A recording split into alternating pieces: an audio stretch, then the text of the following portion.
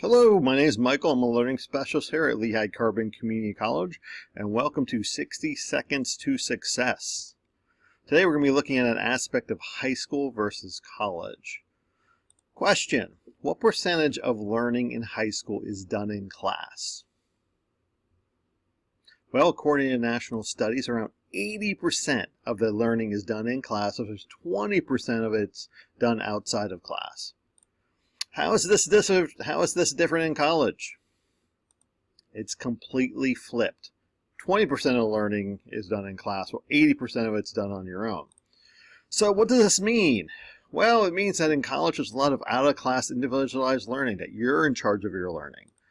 Also means there's a falsehood out there. That means that the people interpret it as that, hey, I graduated high school, therefore I am ready for college. That is not true. A lot of students struggle in college. That's okay. You can do this. There's support available to you. Reach out to us. We can help you. All right. Take care until next time.